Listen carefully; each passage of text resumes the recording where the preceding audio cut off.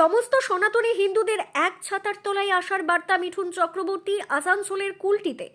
আসানসোল জেলা সাংগঠনিক বিজেপির তরফে আজ বিকেল 4টায় আসানসোলের কুলটিতে এক জনসভার আয়োজন করা হয়। সেখানে প্রধান বক্তা হিসেবে উপস্থিত ছিলেন বিজেপি নেতা তথা তারকা মিঠুন চক্রবর্তী। সেখানে তিনি নিজের বক্তব্যে বলেন, সমস্ত সনাতনী হিন্দুদের এক ছাতার তলায় আসতে হবে। তাছাড়া তিনি তৃণমূল কংগ্রেসের হিন্দু যুবকদের উদ্দেশ্যে বলেন, যাদের বিবেক রয়েছে তারাও সনাতনের এক ছাতার তলায় আসুন।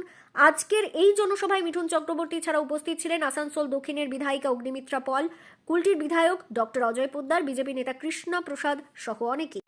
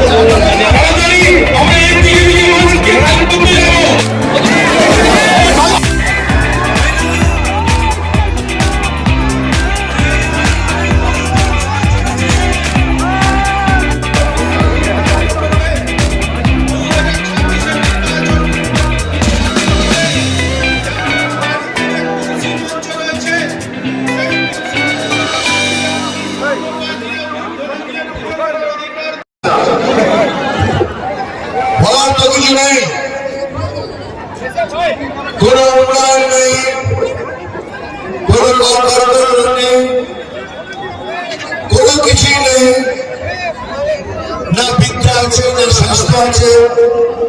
কি নিয়ে কথা বলবো? রাজনীতি একটাই গাড়ি কথা বলা আছে, সেটা হলো দুর্নীতি। দুর্নীতি নিয়ে যদি কথা বলতে শুরু করি তাহলে কালকে সকাল হয়ে যাবে। ওই দিকটা হলে ভালো হতো। আপনার মনে কিছু বলি, অন্য কিছু বলতে গেলে আমার মনে পড়ছে এটা তো পশ্চিমবাংলা। হঠাৎ করে মনে হচ্ছে না আমি বাংলাদেশে রয়েছি। আপনি প্রশ্ন করতে পারেন কেন আমি বলি, ওখানে চাল হচ্ছে, আমাদের এখানে টাকা হচ্ছে। ওখানে হারমোনিয়াম ঝিমিয়ে নিচ্ছে, এখানে একটা ছোট্ট মেয়ে মায়ের গান দিয়েছে, তাকে ধমকি দেওয়া হচ্ছে, বলে তুমি মায়ের গান গাইতে পারবে না। যতগুলো ধর্মীয় বই আছে, যতগুলো ধর্মীয় কিতাব আছে, খুলে দেখুন, যাতে লেখা আছে মায়ের পায়ের তলায় স্বর্গ, মাকে পায়ের তলায় জান্নাতে। अगर माँ के पैरों तले जन्नत है, তাহলে মা সম্প্রদায় বিরোধী করে ছেড়ে দিন। আপনাদের বলতে পারবেন একটা দুটো ঘটনা হতে পারে। এই দুদিন আগে মধুবন্দী বলে একটি মেয়ে লালন ফকিরের মেলায় গিয়ে গান গাইতে গেছিল, তাকে পর্যন্ত ধরে ধমকি দেওয়া হয়েছিল, এইসব গান গাইবে না, মায়ের গান গাইতে পারবে না। বুঝে দেখুন, এটা আমাদের পশ্চিমবাংলা। সেখানে আমাদের বলছে না মায়ের গান গাইতে পারবো না। কিছুদিন আগে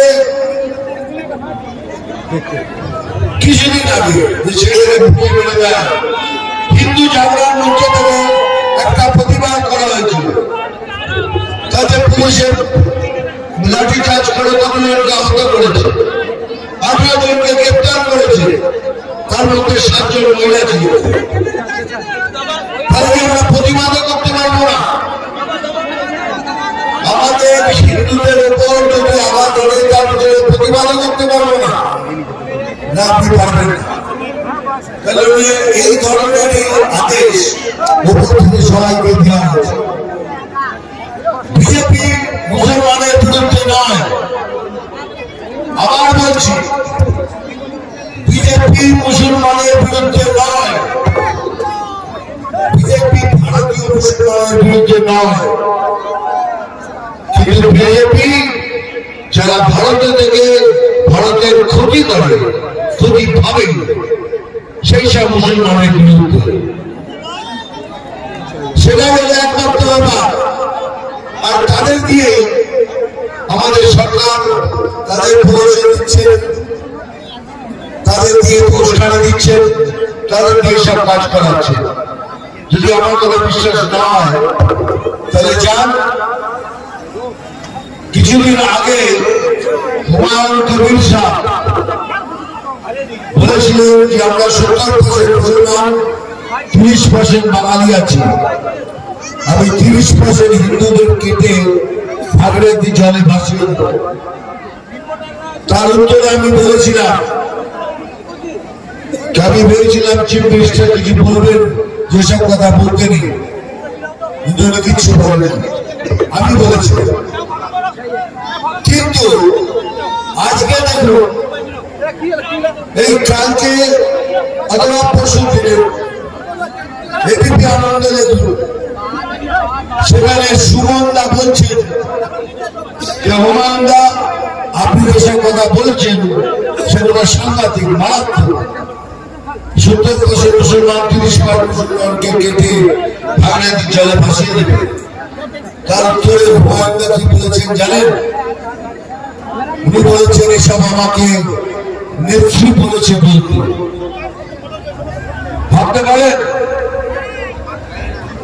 এরা বলেছে যদি বিশ্বাস না হয় এবিপি আনন্দে সুমনের কথোপকথন শুনুন, সেখানে শুনতে পাবেন। কিন্তু এখানে তো বলে এখন সময় এসছে, এটা আমাদের বাংলা, এই বাংলাতে আমাদেরই থাকতে হবে। আমাদের কোথায় যাওয়ার জায়গা নেই, ওদের অনেক দেশ আছে, আমরা কোথায় যাব? আমরা হিন্দুরা কোথায় যাব? সেজন্য বলছি এবার সবাই মিলে এক ছাতার নিচে এসে বিজেপিকে ভোট করুন। কিন্তু বিজেপি একমাত্র পার্টি যারা লড়ে ক্ষমতায় আসলে পরে আপনাদের সবাইকে রক্ষা করতে পারে। সেজন্য বলছি বারবার, সবাই একত্রিত হন। এত সোজা নয় বাংলাকে বাংলাদেশ করে দেওয়া। যতক্ষণে শরীরে এক বিন্দু রক্ত আছে, कोई माई का लाभ नहीं कर सकता।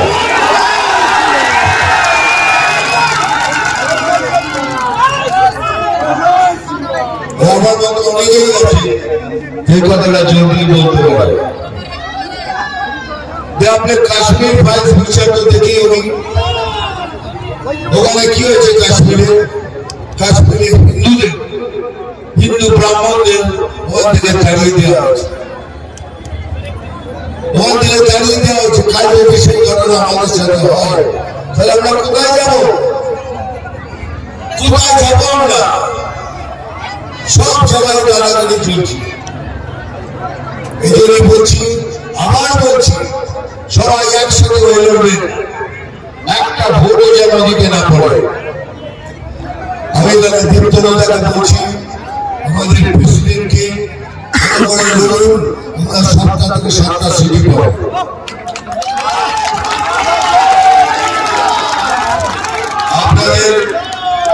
আপনাদের এমএলএ যিনি আছেন পোদ্দার সাহেব, উনি খুবই ভালো কাজ করেন। কিন্তু আমি কুটিতে এলাম কেন? কুটিতে আসার কারণ হলো আমি হিরো করতে আসিনি। কুটিতে কেন এলাম? কুটিতে এই জন্য এলাম আমার ভাই বোনের সাথে দেখা করতে।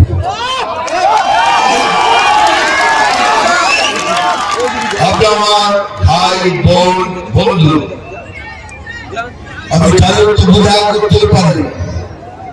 দয়া করে কথাগুলো বলতে এলাম, বারবার করে বলছি, আবার বলছি, যদি কোনো মনোমালিন্য আপনাদের মধ্যে থেকে যায়, আমাদের কার্যকর্তাদের মধ্যে তাদেরও হাত জোর করে অনুরোধ করছি, কিছুদিনের জন্য মিলিয়ে নিন, ইলেকশনের পতাকা লাগে যাওয়া হবে। আপনাদের রিকোয়েস্ট করছি, এই জন্য বলছি, ভোট করতে হলে সবাই মিলে ভোট করুন। আমি কমিউনিস্ট পার্টিতে যারা হিন্দুত্বকে বিশ্বাস করে তাদের রিকোয়েস্ট করছি, কংগ্রেসকে রিকোয়েস্ট করছি, এবং তৃণমূলের যেসব হিন্দু হিন্দু ছেলেদের বিবেক আছে, যারা দুর্নীতি করে না, তাদেরও রিকোয়েস্ট করছি, সবাই মিলে এসো, আমরা একসাথে ভোট করি, ভোট করে এই সরকারকে জীবনের জন্য বিদায় দিই।